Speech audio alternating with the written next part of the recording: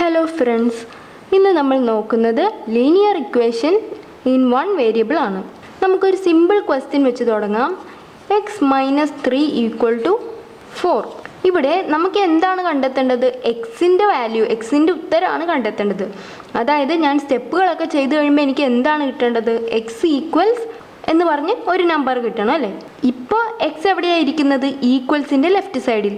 അങ്ങനെയാണെങ്കിൽ ഈ എക്സിൻ്റെ ഒപ്പമുള്ള സാധനങ്ങൾ ഈക്വലിൻ്റെ റൈറ്റ് സൈഡിൽ കൊണ്ടുവന്നാൽ എനിക്ക് എക്സ് ഈക്വൽ ടു എന്ന് പറഞ്ഞ് കിട്ടുമല്ലോ. ഇവിടെ -3 അല്ലേ. നമ്മൾ ഈക്വലിൻ്റെ അപ്പുറത്തേക്കും ഇപ്പുറത്തേക്കും ഒക്കെ ഓരോ സാധനങ്ങളും മാറ്റുമ്പോൾ അവയുടെ സൈനൊക്കെ മാറും. അതായത് ഇവിടെ മൈനസ് ആണെങ്കിൽ അത് ഇപ്പുറത്തേക്ക് കൊണ്ടുവരുമ്പോൾ എന്താകും? പ്ലസ് ആകും. അതല്ല, ഇവിടെ പ്ലസ് ആണെങ്കിൽ ഇങ്ങോട്ട് വരുമ്പോൾ എന്താകും? മൈനസ് ആകും. അതുപോലെ ഇവിടെ മൾട്ടിപ്ലിക്കേഷൻ ആണെങ്കിൽ ഇപ്പുറത്ത് വരുമ്പോൾ എന്താകും? ഡിവിഷൻ ആകും. ഇവിടെ ഡിവിഷൻ ആണെങ്കിൽ ഇപ്പുറത്തേക്ക് വരുമ്പോൾ മൾട്ടിപ്ലിക്കേഷൻ ആകും. അപ്പോൾ ഇവിടെ -3 അല്ലേ, അത് ഇങ്ങോട്ട് വരുമ്പോൾ എന്താകും? +3 ആകും. അപ്പോൾ എനിക്ക് എങ്ങനെ എഴുതാം? എക്സ് ഈക്വൽ ടു 4 + 3, അതായത് എക്സ് ഈക്വൽ ടു 7. വേറൊരു ക്വസ്റ്റ്യൻ പെട്ടെന്ന് ചെയ്യാം. y + 2 equal to 5. അപ്പോൾ ഞാൻ വൈനെ അവിടെ നിർത്തി ബാക്കി എല്ലാത്തിനെയും അപ്പുറത്തേക്ക് കൊണ്ടുപോവുകയാണ്. y equal to 5. ഈ +2 ഇപ്പുറത്തേക്ക് വരുമ്പോൾ എന്താകും? പ്ലസ് മാറി മൈനസ് ആകും. 5 - 2, അതായത് y ഈക്വൽ ടു 3. അങ്ങനെയാണെങ്കിൽ z ഇൻറ്റു 3 ഈക്വൽ ടു 27 എന്നാണ് ക്വസ്റ്റ്യൻ. എനിക്ക് z ഈക്വൽ ടു എന്നാണ് കിട്ടേണ്ടത്. അപ്പോൾ ഇസഡിനെ ഇവിടെ നിർത്തി 3നെ ഈക്വലിൻ്റെ അപ്പുറത്തേക്ക് കൊണ്ടുവരണം അല്ലേ. ഇവിടെ മൾട്ടിപ്ലിക്കേഷൻ അല്ലേ, ഇപ്പുറത്തേക്ക് വരുമ്പോൾ എന്താവും? ഡിവിഷൻ ആകും. അപ്പോൾ 27 / 3, അതായത് z equal to 9. 28 equal to 4x. ഇവിടെ എക്സ് റൈറ്റ് സൈഡിലാണ് അല്ലേ. എല്ലാ ക്വസ്റ്റ്യനിലും നമുക്ക് എക്സ് ലെഫ്റ്റ് സൈഡിൽ കിട്ടണമെന്നൊന്നുമില്ല. ഇപ്പോൾ 8 ആണ് ആൻസർ എന്നിരിക്കട്ടെ, അപ്പോൾ 8 ഈക്വൽ ടു എക്സ് എന്ന് കിട്ടിയാലും മതി. അത് എക്സ് ഈക്വൽ ടു 8 എന്ന് കിട്ടുന്നതിന് തുല്യം തന്നെയാണ്. ഇവിടെ ഞാൻ എക്സിനെ ഇവിടെ തന്നെ നിർത്തുകയാണ്. 4നെ ഈക്വലിൻ്റെ അപ്പുറത്തേക്ക് കൊണ്ടുവരികയാണ്. ഇത് മൾട്ടിപ്ലിക്കേഷൻ അല്ലേ. 4 ഇപ്പുറത്തേക്ക് വരുമ്പോൾ എന്താവും? ഡിവിഷൻ ആകും. അപ്പോൾ 28/4 ഈക്വൽ ടു എക്സ്, അതായത് 7 ഈക്വൽ ടു എക്സ്. ഇതിനർത്ഥം എന്താണ്? എക്സ് ഈക്വൽ ടു 7 എന്ന് തന്നെയാണ് ഇതിനർത്ഥം. ഇതുപോലെ തന്നെയാണ് ഡിവിഷൻ. x/2 equal to 25. അപ്പോൾ എനിക്ക് എക്സ് ഈക്വൽ ടു എന്ന് കിട്ടണമെങ്കിൽ ഈ 2നെ ഇങ്ങോട്ട് കൊണ്ടുവരണം. ഇവിടെ ഡിവിഷൻ അല്ലേ, ഇപ്പുറത്തേക്ക് പോകുമ്പോൾ എന്താകും? മൾട്ടിപ്ലിക്കേഷൻ. അപ്പോൾ എക്സ് ഈക്വൽ ടു 25 × 2, അതായത് എക്സ് ഈക്വൽ ടു 50. അങ്ങനെയാണെങ്കിൽ ഒരു ക്വസ്റ്റ്യൻ നോക്കാം. 2 × x + 5 ഈക്വൽ ടു 20. ഇവിടെ നമുക്ക് എക്സ് ഈക്വൽ ടു എന്നാണ് കിട്ടേണ്ടത്. അതായത് ഈ 2നെ ഈ 5നെ നമുക്ക് ഈക്വലിൻ്റെ അപ്പുറത്തെ വശത്തേക്ക് കൊണ്ടുവരണം. ഈ 2 ഇവിടെ മൾട്ടിപ്ലിക്കേഷൻ ആണ്. ഈ 2 × എന്നുള്ളത് എക്സിനും 5നും ബാധകമാണല്ലേ, അതുകൊണ്ടല്ലേ ഈ ബ്രാക്കറ്റ് ഇട്ടിരിക്കുന്നത്. മൾട്ടിപ്ലിക്കേഷനെ നമുക്ക് ഈക്വൽസിൻ്റെ ഒരു സൈഡിൽ നിന്ന് അപ്പുറത്തെ സൈഡിലേക്ക് കൊണ്ടുവരണമെങ്കിൽ, അതായത് മൾട്ടിപ്ലിക്കേഷൻ ഇവിടെ ഡിവിഷനാക്കി എഴുതണമെങ്കിൽ ഈ മൾട്ടിപ്ലിക്കേഷൻ ഈ വശത്തുള്ള എല്ലാവർക്കും ബാധകമായിരിക്കണം. ഇവിടെ ആരൊക്കെയാണ് ഉള്ളത്? എക്സും ഉണ്ട്, 5ഉം ഉണ്ട്. ഈ 2 ഈ 2 പേർക്കും ബാധകമാണല്ലേ. അപ്പോൾ നമുക്കിതിനെ ഡിവിഷനാക്കി എഴുതുന്നേ കുഴപ്പമില്ല. എക്സ് + 5നെ നമുക്ക് ഇവിടെ തന്നെ നിർത്താം. ഈക്വൽ ടു 20 / 2 എന്ന് എഴുതാം. മൾട്ടിപ്ലിക്കേഷൻ എന്തായി? ഡിവിഷനായി മാറി. അതായത് x + 5 ഈക്വൽ ടു 10. ഇനിയിപ്പോൾ എക്സ് ഈക്വൽ ടു എങ്ങനെ എഴുതാം? ഇതിവിടെ പ്ലസ് അല്ലേ, ഇപ്പുറത്തേക്ക് വരുമ്പോൾ എന്തായി? 10 - 5, അതായത് എക്സ് ഈക്വൽ ടു 5. പക്ഷേ വേറൊരു ക്വസ്റ്റ്യൻ നോക്കാം. 2x + 5 equal to 21. ഇവിടെ ഈ 2x എന്ന് പറഞ്ഞാൽ 2 × x എന്നാണ്. ഇത് ഈ വശത്തുള്ള എല്ലാവർക്കും ബാധകമാണോ? അല്ല, എക്സിന് മാത്രമേ ഉള്ളൂ, 5നില്ല അല്ലേ. അങ്ങനെ വരുമ്പോൾ ഇത് നേരിട്ട് ഡിവിഷനായിട്ട് എഴുതി വെക്കാനായിട്ട് പറ്റത്തില്ല. പിന്നെ എന്തേ ചെയ്യാൻ പറ്റുള്ളൂ? 2xനെ അവിടെ തന്നെ നിർത്താം. ഈ 5നെ നമുക്ക് ഇപ്പുറത്തേക്ക് കൊണ്ടുവരാം. 21 + 5 എന്തായി മാറി? -5 ആയി.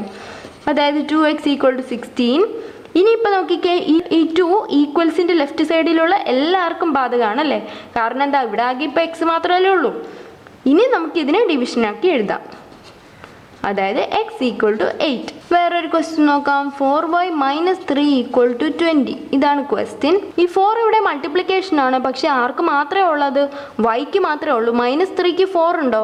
അങ്ങനെ വരുമ്പോൾ നമുക്ക് ഈ 4നെ നേരിട്ട് അപ്പുറത്തെ സൈഡിൽ കൊണ്ടുവന്ന് ഡിവിഷൻ എന്ന് എഴുതാൻ പറ്റില്ല. പകരം നമ്മൾ 4yനെ അവിടെ തന്നെ നിർത്തും. ബാക്കിയുള്ളതിനെ ഇപ്പുറത്തേക്ക് കൊണ്ടുവരും. അപ്പോൾ എന്തായി? 20 - 3 എന്തായി? +3 ആയി മാറി.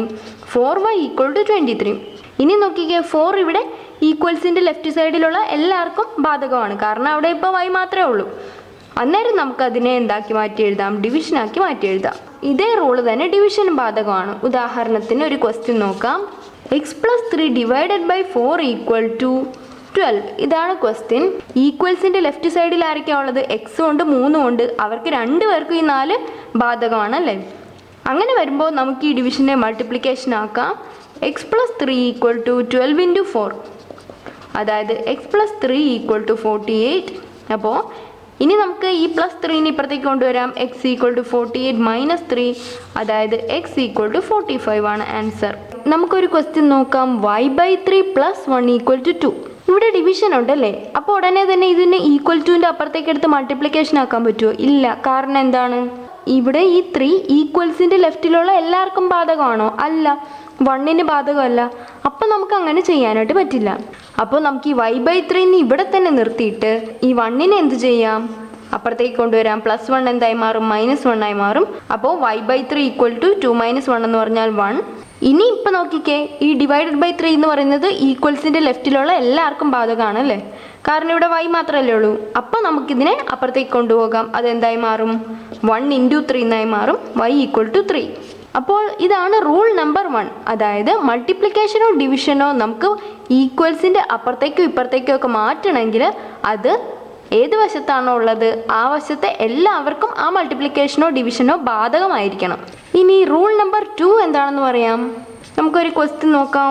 y + 3/2 = 5. അപ്പോൾ ഒരു കുട്ടി ഇവിടെ +3 കിടപ്പുണ്ടല്ലോ, ഇതിനെ ഉടനെ ഇപ്പുറത്തേക്ക് എടുത്ത് -3 ആക്കി എഴുതുകയെന്ന് വിചാരിച്ചോ. അപ്പോൾ എന്ത് വരും? y/2 = 5 - 3, അതായത് 2. y = ഇതങ്ങോട്ട് പോയാൽ 2 × 2, അതായത് 4 എന്ന് കിട്ടി. അത് തെറ്റാണ്.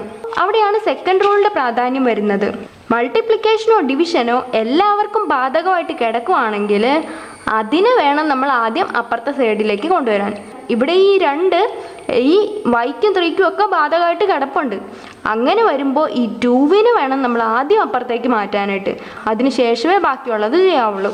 അപ്പോൾ ഈ ക്വസ്റ്റ്യൻ തന്നെ എങ്ങനെ ചെയ്യാം? y + 3 / 2 = 5. ഈ 2-വിനെ ഇങ്ങോട്ട് മാറ്റുമ്പോൾ എന്തായി? y + 3 = 5 × 2, അതായത് 10. ഇനി y = 10, ഇതെന്താവും? മൈനസ് ആകും. 10 - 3, അതായത് y = 7. ഇങ്ങനെയാണ് ഈ ക്വസ്റ്റ്യൻ ചെയ്യേണ്ടത്. മറ്റേ രീതിയാണെങ്കിൽ നമുക്ക് 4 എന്നാണ് കിട്ടിയത്. അത് തെറ്റാണ്. അങ്ങനെയാണെങ്കിൽ ഒരു ക്വസ്റ്റ്യൻ നോക്കാം. 2 × x + 3 = 9. ഇവിടെ ഈ മൾട്ടിപ്ലിക്കേഷൻ 2 പേർക്കും ബാധകമാണ് അല്ലേ? ഈക്വൽസിൻ്റെ ലെഫ്റ്റിലുള്ള എല്ലാവർക്കും 2 ബാധകമാണ്. അതെങ്ങനെ മനസ്സിലായി? ഇവിടെ ബ്രാക്കറ്റ് ഇട്ടിരിക്കുന്നതിൻ്റെ അർത്ഥം അതല്ലേ? അപ്പോൾ ഒരു കുട്ടി ഈ +3നെ ഇപ്പുറത്തേക്ക് എടുത്ത് -3 ആക്കി. അങ്ങനെ ചെയ്താൽ അത് തെറ്റാണ്. ഇവിടെ ഈ മൾട്ടിപ്ലിക്കേഷൻ 2 പേർക്കും ബാധകമായതുകൊണ്ട് ഇതിനെ വേണം നമ്മൾ ആദ്യം ഇപ്പുറത്തെ വശത്തേക്ക് മാറ്റാൻ. ഈക്വൽസിൻ്റെ ഇപ്പുറത്തേക്ക് വരുമ്പോൾ × 2 എന്തായി മാറും? /2 ആകും. അപ്പോൾ x + 3 = 9/2 എന്ന് പറഞ്ഞാൽ 4.5 ആണ്. ഇനി വേണം നമുക്ക് +3നെ ഇപ്പുറത്തേക്ക് എടുക്കാൻ. x = 4.5 - 3, അതായത് x = 1.5.